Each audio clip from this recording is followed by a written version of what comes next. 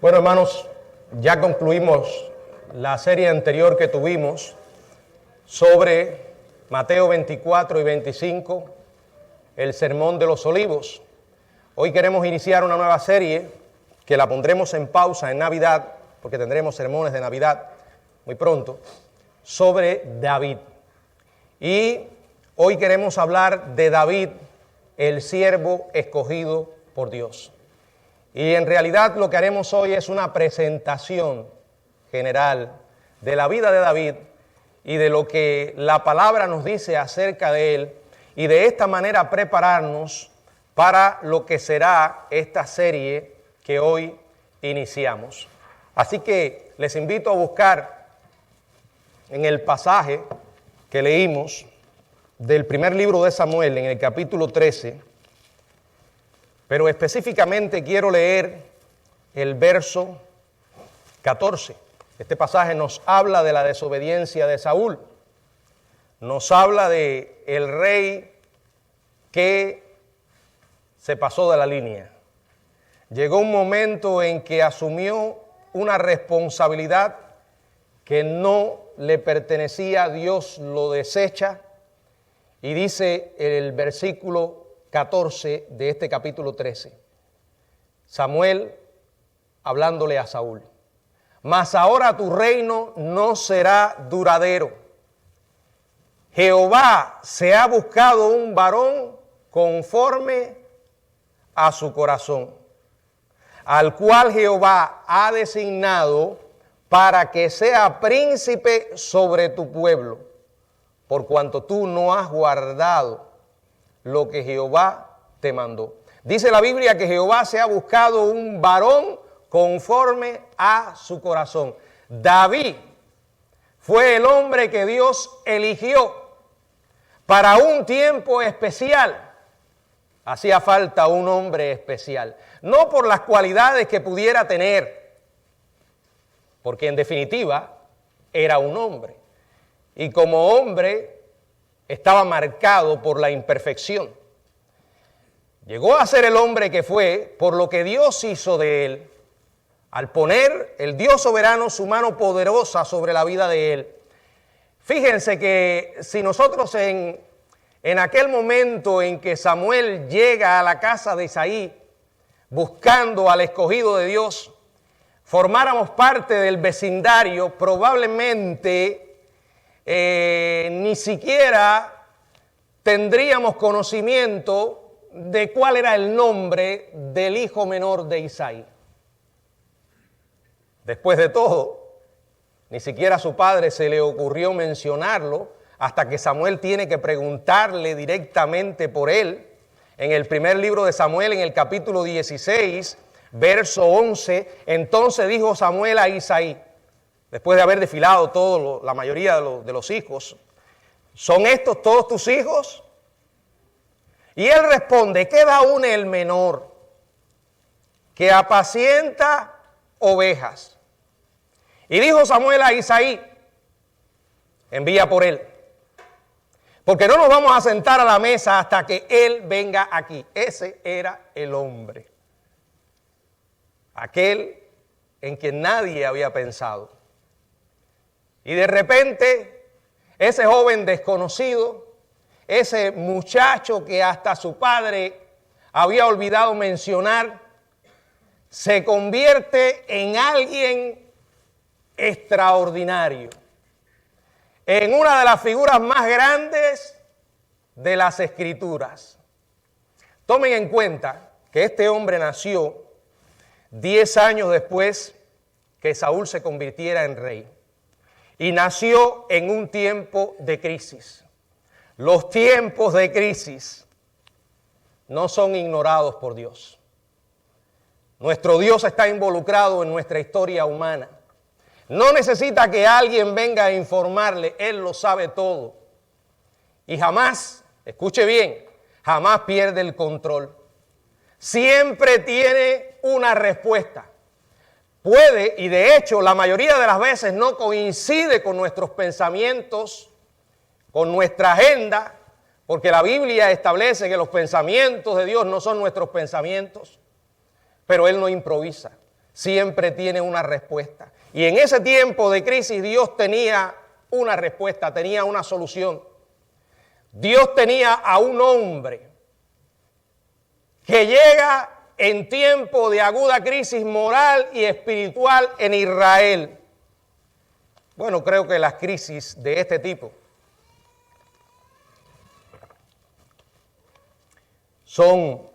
nos son muy familiares hoy, ¿verdad? Así de manera general está el mundo. Así está Estados Unidos de América. El pueblo se había apartado de Dios.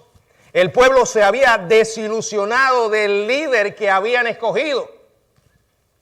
Pero por su misericordia, Dios interviene a través de Samuel escogiendo a un nuevo rey. Y si algo aprendemos por las Escrituras es que cuando Dios pone la mano sobre un hombre, nadie la puede quitar. Dios puso la mano sobre David.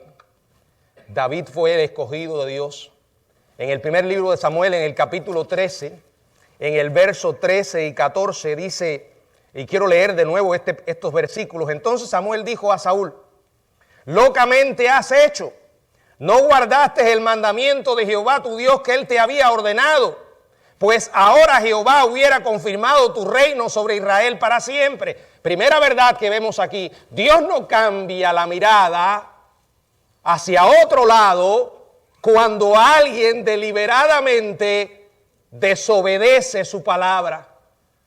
Dios no ignora la rebeldía, y menos aún cuando se trata de una persona en autoridad, que no solamente es responsable por su vida, sino que también va a ejercer y está ejerciendo influencia sobre la vida de los demás. Dios le dijo a Saúl, hasta aquí. Y luego dice en el verso 14, mas ahora tu reino no será duradero. Jehová se ha buscado un varón conforme a su corazón. Quiero que recordemos que el apóstol Pablo también cita este pasaje, refiriéndose a David, en el libro de los Hechos, en el capítulo 13, en el verso 22, donde podemos leer las siguientes palabras. Hechos 13, 22. Dice, quitado este, le levantó por rey a David, de quien dio también testimonio diciendo, he hallado a David, hijo de Isaí, varón conforme a mi corazón, quien hará todo lo que yo quiero. Bueno, conociendo a David, todo lo que tenemos ahora la Biblia y conocemos su historia, no solo cuando Dios lo llamó al principio, sino cómo terminó, y aquellos lunares, aquellos momentos oscuros que tuvo en su vida de pecados vergonzosos en varias ocasiones, humanamente nos surge la pregunta, ¿cómo es posible que Dios eligiera a un hombre como David? Claro, a veces lo que sucede es que cuando nos hacemos esa pregunta, se nos olvida otra también que es una pregunta totalmente honesta, y es, ¿cómo es posible que Dios me haya escogido a mí? Aun cuando usted no sea un pastor, el hecho glorioso de que Dios le haya llamado a la salvación ya es algo que nos maravilla, esa gracia, ¿verdad? Por eso a algunos puede sorprenderle que David se ha escrito en la Biblia más que de cualquier otro personaje. 14 capítulos están dedicados a la vida de Abraham. Igualmente, igual número a la vida de José. Mientras que de Jacob 11, a Elías 10. Pero ¿tienen idea de cuántos capítulos están dedicados a David? 66. Y eso no incluye unas 59 referencias a su vida en el Nuevo Testamento. Y cuando uno se percata de lo mucho que la Biblia habla sobre David, junto con el hecho de que en 2 ocasiones emplea estas palabras, que es un hombre según el corazón de Dios. Equivocadamente alguien puede llegar a tener la idea de que David era una especie de superhéroe, un hombre perfecto, nada más lejos de la verdad. Y esa no fue la razón por la que Dios le escogió. No lo eligió porque era perfecto. Es cierto que luego cometería grandes pecados. Dios aún así pone la mano sobre él y elige a David. Quiero aclarar algo. Aquí dice que será conforme a mi corazón. Hechos 13, 22. Y inmediatamente después de la coma dice, ¿por qué? O sea, ¿quién hará todo lo que yo creo? Independientemente de su imperfección, era un hombre que su vida estaría marcada por la obediencia. Que alguien sea conforme al corazón de Dios no implica perfección, pero sí implica una vida sensible espiritualmente. Alguien que cuando es confrontado con su pecado lo reconoce, se arrepiente y busca el perdón de Dios tal como lo hizo o lo haría David. Doy gracias a Dios por la vida de este hombre, me inspira a leer de él, me anima. Creo que si no estuviera David en las Escrituras, no sería igual, ¿verdad? Aunque todos los hombres que Dios llamó en la palabra eran imperfectos. ¿A quién Dios llama? ¿A quién Dios escoge? ¿A quién Dios utiliza? Vamos a responder por la misma Escritura. En la primera carta a los Corintios, en el capítulo 1, verso 26 al 29, leemos estas tremendas palabras. Pues mirad, hermanos, vuestra vocación, que no sois muchos sabios según la carne, ni muchos poderosos, ni muchos nobles. Verso 27.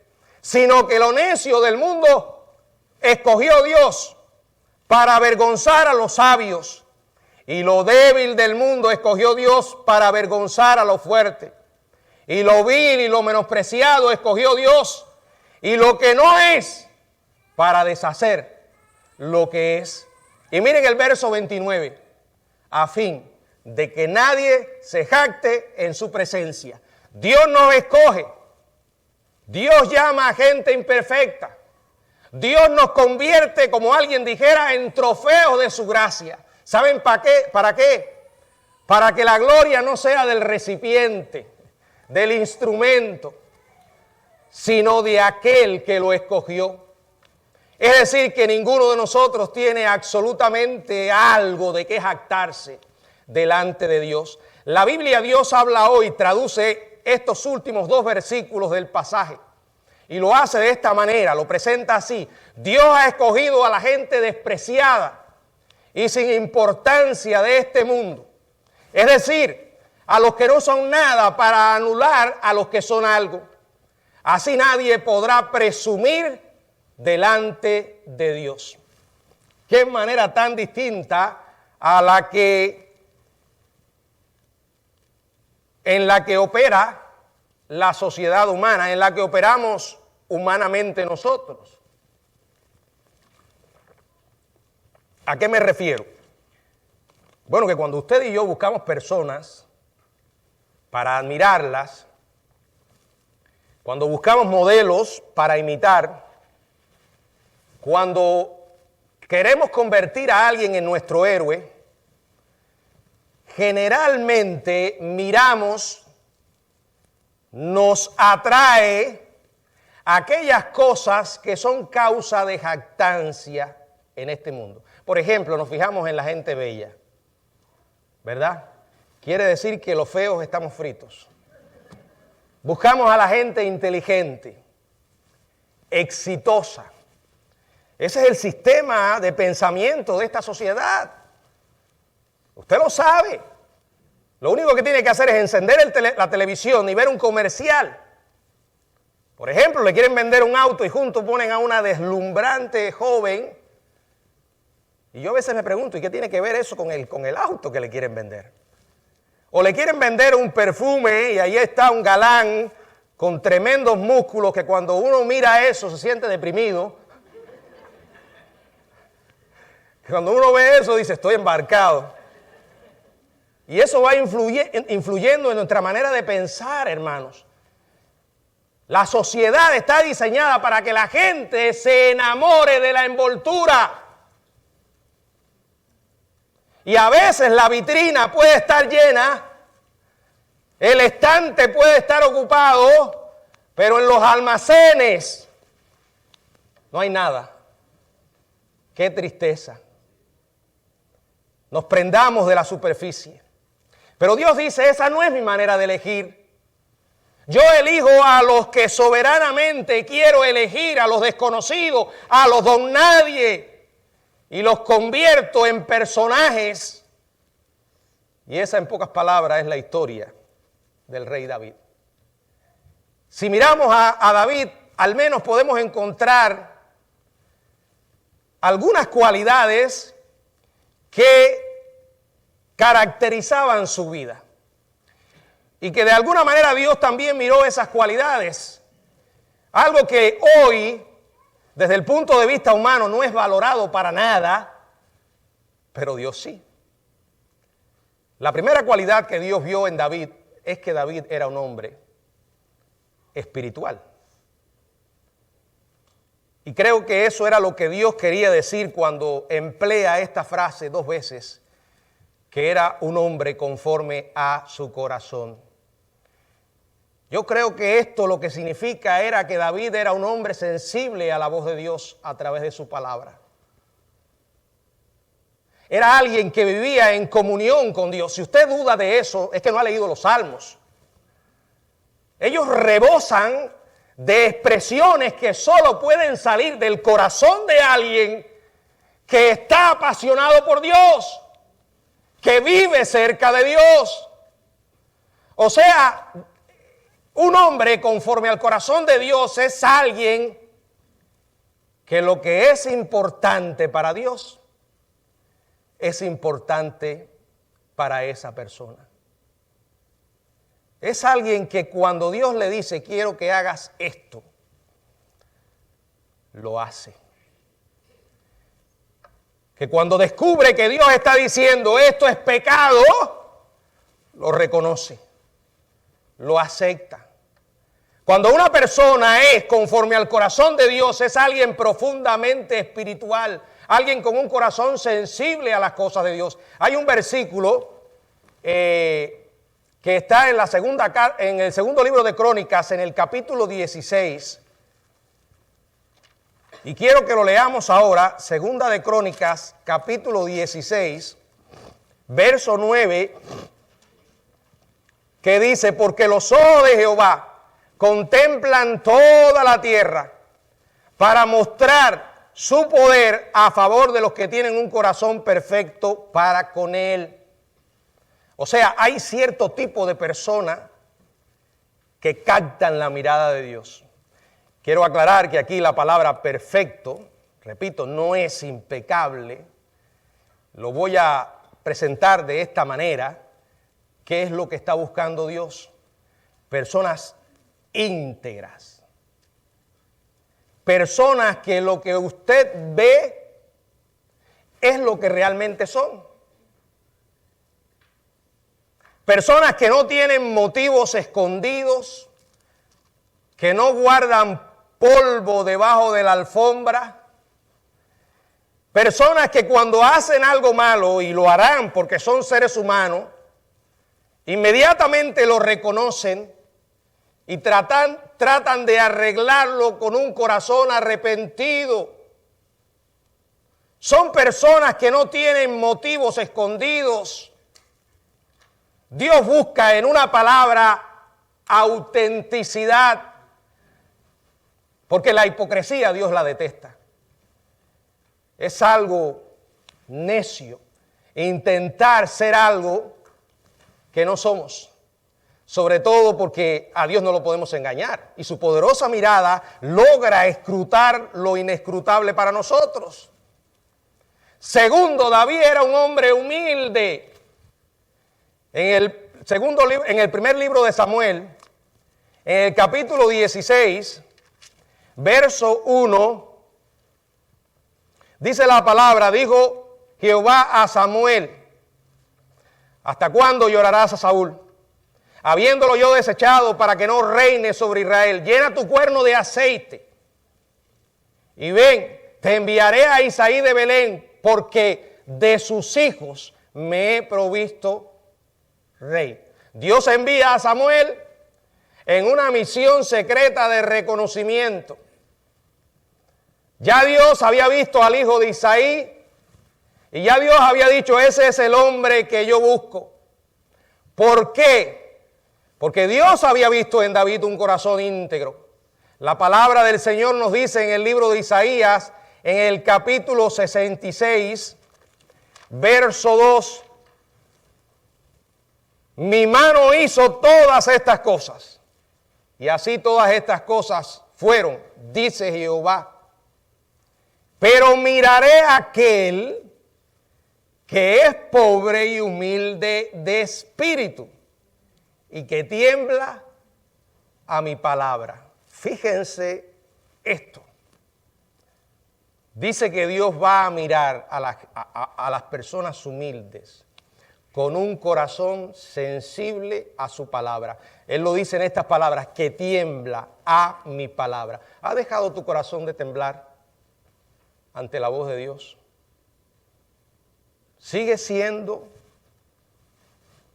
poderosa en tu vida?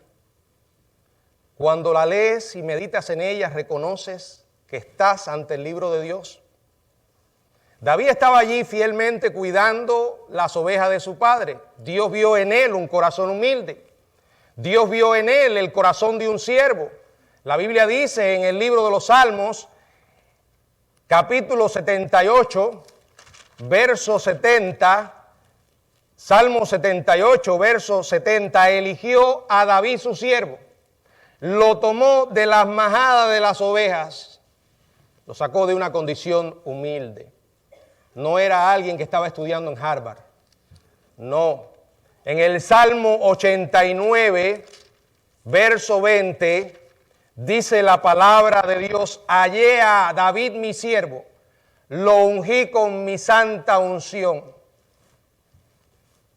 Debemos estar claros, hermanos, que esto de la imagen pública, de la envoltura, a Dios no le importa.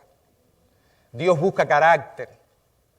Dios dice, muéstrame a alguien que tenga carácter y yo le daré la imagen que necesita.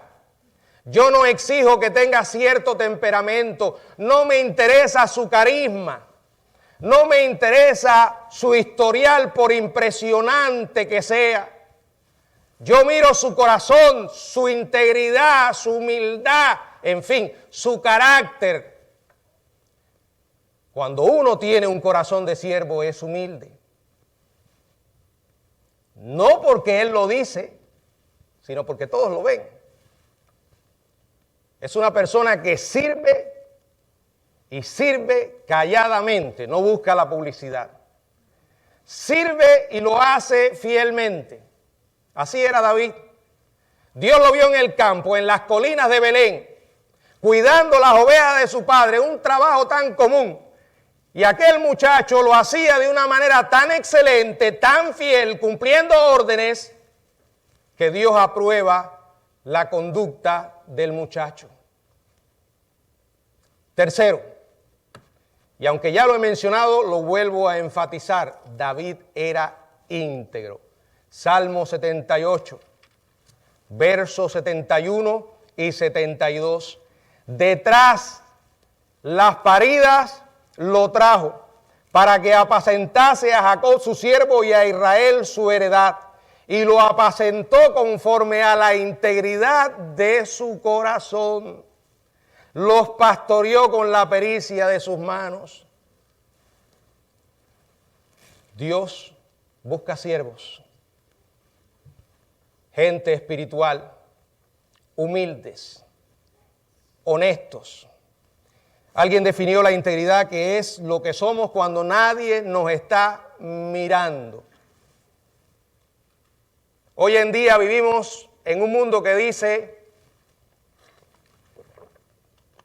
si logras hacer una buena impresión, eso es lo que importa. Pero nunca vas a llegar a ser un hombre o una mujer de Dios si esa es tu filosofía. Porque a Dios no se le puede fingir. Repito, ser íntegro es no tener áreas escondidas, dobles vidas. Qué tremenda enseñanza para recordar en estos tiempos.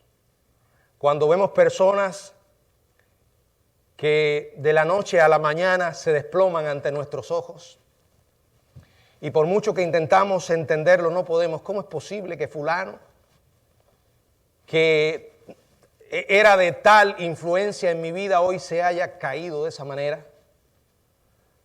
Pero hermanos, nadie llega a eso de la noche a la mañana. Eso es el resultado de un largo periodo de deterioro interno, de decisiones necias. Uno no toma una decisión tan escandalosa como esa hasta que no ha tomado anteriormente muchas decisiones necias, quizás que nos parecían tan pequeñas. Y creo que una de las primeras que se cometen es desconectarse de Dios. Dejar de leer la Biblia, dejar de orar, dejar de anhelar la presencia de Dios, reconociendo que es una necesidad. Yo debo leer las Escrituras, no porque les voy a predicar a ustedes. Debo leerlas porque necesito desesperadamente que Dios me hable a mí. Debo orar porque sin el poder de Dios no puedo. Cada uno debe entender que sin Dios no podemos. Integridad, repito, es lo que somos. No importa dónde estemos.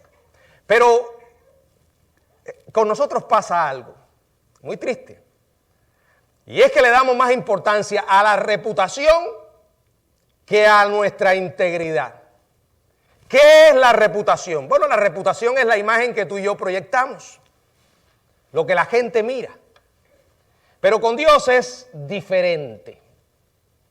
Él le dijo al profeta Samuel estas palabras en el primer libro de Samuel, en el capítulo 16, verso 7, primer libro de Samuel, capítulo 16, verso 7. Y Jehová respondió a Samuel: no mires a su parecer, ni a lo grande de su estatura, porque yo lo desecho. Porque Jehová no mira lo que mira el hombre, pues el hombre mira lo que está delante de sus ojos, pero Jehová mira el corazón. David inicia el Salmo 25, el Salmo 15, con una pregunta. Vamos a buscar ahí el Salmo 15. Dice la palabra: Jehová, ¿quién habitará en tu tabernáculo? ¿Quién morará en tu monte santo? Tabernáculo, monte santo son símbolos de la presencia de Dios, expresiones de una comunión íntima con Él. David está preguntando: Señor, ¿qué clase de personas se necesita para poder mantener y disfrutar una comunión contigo? La respuesta de David describe varias facetas de esa joya que llamamos integridad. Verso 2, el que anda en integridad y hace justicia y habla verdad en su corazón. ¿Cuán íntegros somos? ¿Cuán auténticos somos? Pero pastor, si soy muy auténtico, puede que no le agrade a otras personas. Es una gran posibilidad. Pero esa no debe ser tu preocupación. Te lo dice alguien que ha caminado por esa senda. A todos nos ha pasado, sobre todo cuando uno comienza. Pero llegamos a un punto en que nos damos cuenta: esto no puede seguir así. Porque nunca logramos agradar a todos. Y a veces, si agradamos a uno, vamos a desagradar a otros. Y aquí el punto es: Dios, solo Él. En definitiva, fue Él el que me salvó. Fue Él el que me buscó, fue Él el que me salvó, fue Él el que me llamó, es Él el que me sostiene, es Él el que promete hacer este viaje por incómodo que sea conmigo. Es más, llega hasta prometer que cuando llegue el fin y tengamos que salir de este mundo, nos va a acompañar. Él me guiará aún más allá de la muerte. ¿Se da cuenta cuáles son aquellas cosas que captan la atención de Dios? No son precisamente las que creemos nosotros. ¿Has entendido? Bueno, de eso es lo que se trata esta historia. Un hombre que Dios llamó para un tiempo especial y lo usó de una manera poderosa. ¿Se equivocó? Sí. ¿Pecó grandemente? Sí. De hecho, quedaron registrados sus pecados en la Biblia.